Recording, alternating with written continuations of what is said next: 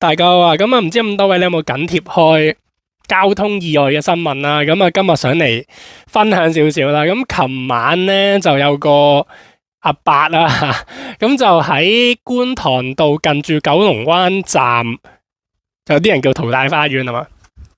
咁總之就係九龍灣站個巴士站，即係個彎位嗰度啊，即係向住觀塘方向嗰度啦。咁係個彎位嚟啊嘛。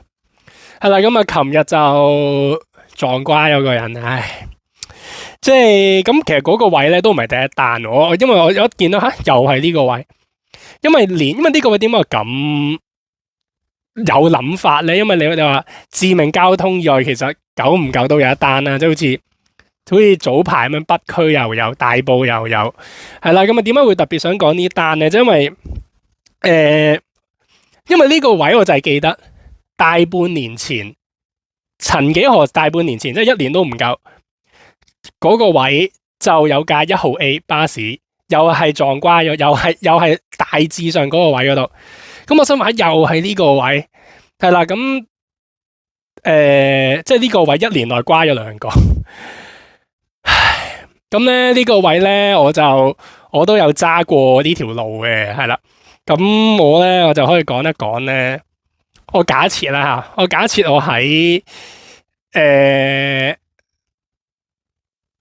喺龍翔道黃大仙龍翔道咁樣啦嚇，咁我就咁樣行啦。如果我係黃大仙龍翔道，我當去藍田站咁樣先算啦嚇。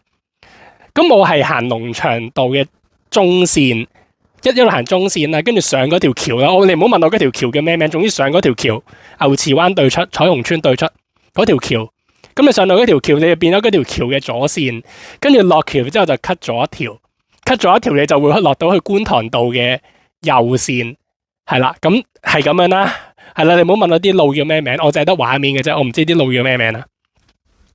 咁我假設我啱咁樣行啦，咁我落到去觀塘道嘅右線，我10次我有9次咧，即係唔好10次有9次，因為我知道嗰度係有致命交通意外啊嘛。咁我就唔夠膽行右邊線，因為我行過一次咧，發覺行右邊線好危險。嗰位行右邊線咧，因為佢係一個右彎啊嘛，你我想行，你係完全見唔到，即係個視野係極低啊。即係如果我行住右彎嗰段路限速限70，但係我唔會行70啦，當然係啦。咁但係我行50零啦，咁但係有啲咁你50零，你行條右線，你咪喺度拉攏。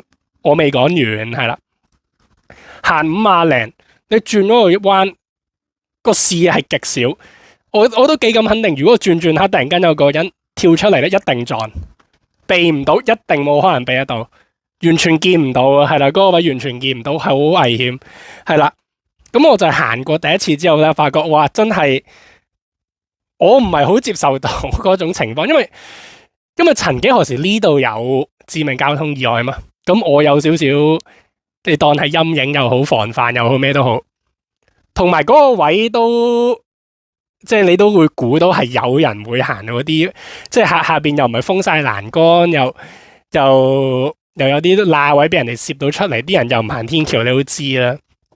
咁自從行咗第一次之後咧，我驚，我就唔行右線咯，我行右二線，係啊，真係。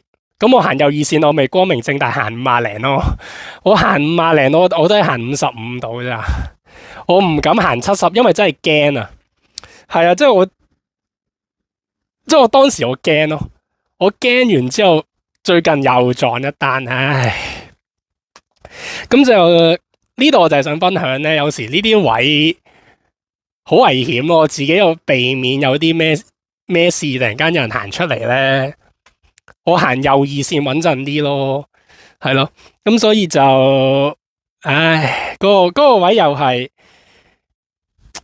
咯，嗰個位我唔知點樣形容嘅，即係如果你有揸過下，如果你有行過嗰段路，你有行過下條右線咧，你就知都幾牙煙嘅，我自己覺得係啦。同埋如果有人跳出嚟，你係唔會見得到，但係你係唔會見得到，係啦，佢跳出嚟嗰下，你亦都避唔到咯，你只可以盡你嘅全力去殺制咯，但係唔通你行過，即係有啲人又會提出一個理論咁你每次咧你要提防啲人行咧，你經過嗰啲車頭啊，你行紅綠燈嘅時候咧，你就你就要收慢收到去5公里、10公里，你望下冇人行出嚟先行。唔通你喺嗰個位你行5公里、10公里咩？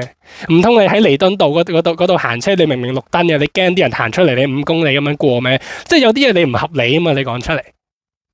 即係所以有啲就整定就係整定咯。你嗰下你唔好彩有個人行出嚟咁樣就係咁樣咯。好啦，係咁多。